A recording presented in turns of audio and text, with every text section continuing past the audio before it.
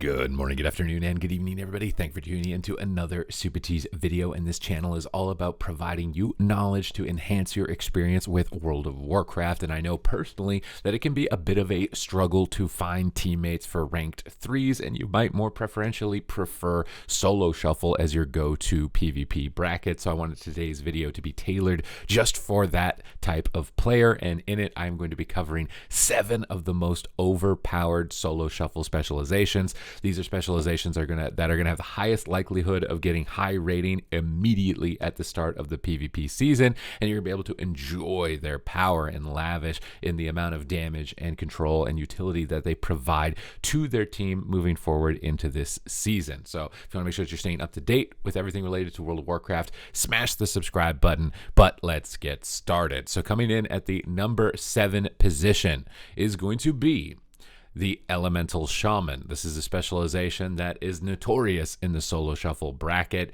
Probably one of the easiest casters to jump into PvP with, considering that its rotation is almost entirely instant cast with Flame Shock and Lava Burst procs. And when you do need to cast spells like Ice Fury, it's not a big deal if you get interrupted on them, because there's likely 2, maybe even 3 schools of magic that you can cast aside from that. It provides great utility to their teammates. You want to make sure that you're utilizing Healing Stream, Earth Shield, and Ancestral Guidance. These are going to be your main 3 tools for healing through enemy cooldowns, and it's really good for buffering damage when you're not really reliable on your healer. You know, maybe your healer's struggling a bit. Ellie Shaman can be a class that can really help with that. So if you've noticed that as a problem for yourself in solo shuffle, I would highly recommend it. This guy's going to do the top damage, have nice support for your healer, and if you're looking for hexes when it's opportune to cast, usually when the enemy team doesn't have a D curse, whether it's for their DPS players or for the healer, if you're maximizing all 3 elements of that, you're absolutely going to crush it on Ellie Shaman. It's just spectacular here in 10.2.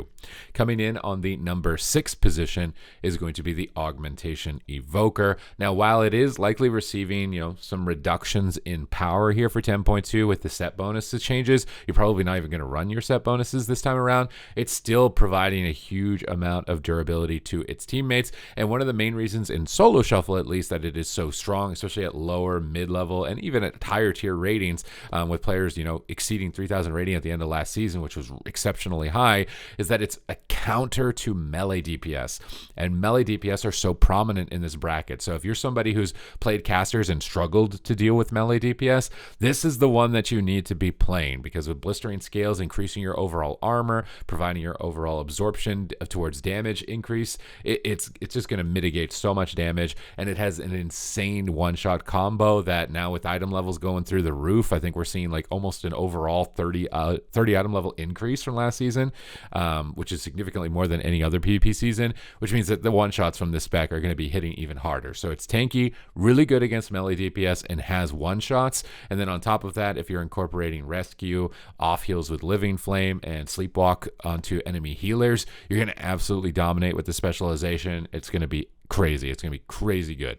That's number 6. Coming into number 5 is going to be the Havoc Demon Hunter. And you may be wondering why this specialization is coming a little bit lower down on the list. This is a monster at low ratings. Absolutely going to crush it. It's got an insane looking elite PvP transmog. I'm going to be playing mine likely off the rip here just because of the transmog that I want to get for this, but its damage is through the roof on this patch. It's going to have likely multiple builds, one with Immolation Aura and one with Essence Break is what I'm anticipating for it. If you're interested in guides for these specializations, I'm going to be doing my best to upload PvP guides as well moving forward, giving you talent builds and breakdowns and what I've been able to accomplish with them. And I'm likely going to undergo that 2400 solo shuffle challenge once again for all specializations, which I completed, I believe, 22 of all the specializations last season.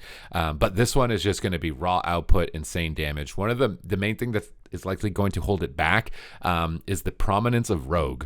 Rogue is looking a lot stronger, even across the board. I may have actually ranked Outlaw Rogue a little bit too low in my most recent assessment, because it's actually doing a lot better than I had thought.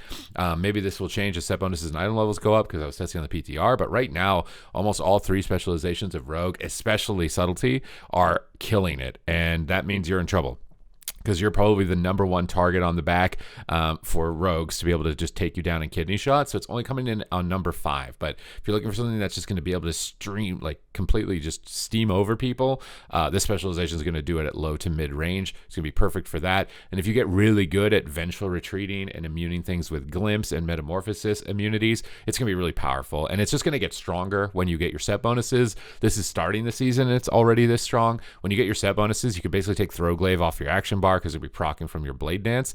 And with now the 2-minute cooldown metamorphosis talent, you're going to be really good in Shuffle. You're going to have a 2-minute cooldown meta win condition that you didn't have previously, much like Ret Paladin or Balanced Druid in Solo Shuffle, and it's going to be really good in that regard. My main concern for it is its survivability against rogues, which is why it's coming a little bit lower on the list. Coming in at number 4, especially because there's no voice. When there's voice, you communicate with your team and pre-use cooldowns. It's a little bit easier to deal with rogues. Solo Shuffle is a bit of a different beast. Number 4 is basically a tankier version of the Demon Hunter that isn't going to have to worry about Subtlety Rogue, and actually, in fact, I would consider almost a counter to rogues, one of the most difficult specs for them to see, and likely with their popularity, Retribution Paladin is going to be crazy. It's going to be really important that you utilize Sanctuary and Sacrifice. Now, I know a lot of Ret Paladin and Solo Shuffle don't use those abilities, but if you want to start having success with rogues being so prominent, you're definitely going to need to incorporate those abilities. But basically, it's just Ret Paladin from last patch, copy-paste it over, doing even more damage.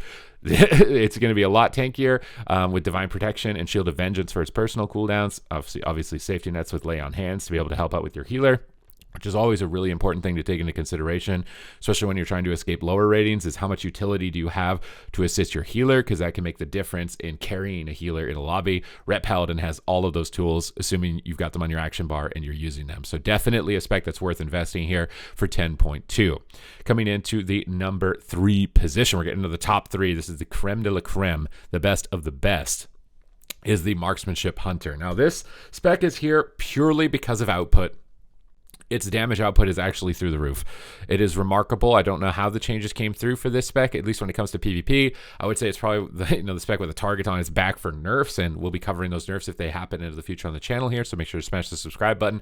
But basically, you just do unhealable damage. You just sit like a turret, stay max range, do unhealable damage, and you're just going to be able to crush anybody that comes your way with rapid fire and aim shots into arcane shot procs. I think that this specialization is going to be really gnarly in one of the easiest to climb here for 10.2, almost regardless of what PvP content you want to do. It's just damage output. That's basically it for Marksmanship Hunter. Coming into number 2, just not to shave off my bias, but it is going to be the Balanced Druid. Now, Balanced Druid moving forward from last patch to this patch is easier to play. You don't need 2 dots on the target to benefit from most of your mastery anymore. I think you get like 75% of your mastery even if you don't have dots up. And they also, I think it's, I'm forgetting the name of the talent now. They changed one of the talents, I think, not Shattering Stars, Rattle the Stars, to where previously you had to like Star Search twice. You got the stacking buff and you had to try and keep this buff up and maintain it, or you weren't doing maximum damage. They removed that mechanic. It's just Star Surge does more damage now. So Boomkin is way easier to play. It's probably going to be the most accessible Boomkin has ever been, and it's likely as strong as it was last patch. So this is going to be a really good specialization to abuse Cyclones on. The 2-minute cooldown Incarnation is great in Shuffle because the main win condition for a lot of classes is when their 2-minute cooldowns reset. So it's got those main win conditions, has powerful utility to assist with its allies, is highly durable in bear form. You want to be using that quite a lot when you're getting attacked by melee, and has high mobility to be able to kite out of sticky situations, has a great balance of offense and defense, and synergizes surprisingly with a lot of specialization. So now that it's easier to play, I think that Balanced Druid is likely going to be a lot more popular as well.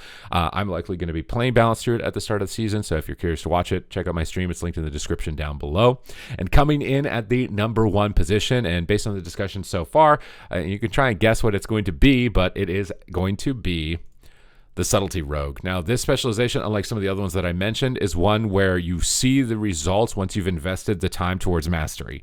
This is not a specialization that is going to see success right out of the box. You are going to need to figure out your setups, mostly how your Shadowy Duel and your Smoke Bomb works, and how to stun multiple targets and be able to get the maximum amount of burst onto a target. But Subtlety Rogue's burst and control, when mastered, is absolutely unparalleled. You'll have full control of any lobby. So this is kind of a late game investment that you're moving into and expecting to maybe kind of get hit hard at the beginning when you get a lot of melee DPS lobbies at low rating. You're going to smash around. You got to figure out what's going on. But once you've figured out what's going on, you are an absolute monster, almost unkillable with the stun locks, being able to flex between defense, be able to support for your healer, or offense, be able to just close out a game and understanding your win conditions. Subtlety Rogue is going to be the most powerful shuffle spec in my mind here for 10.2 with all of the changes that have rolled in for it. And this is my list, my top 7 overpowered specializations for solo shuffle. Hope that you've enjoyed the discussion and got some thoughts going through your mind here for the patch. If you'd like to see any other type of content, let me know in the comments down below. But thank you very much for watching the video, and I will see you in the next one.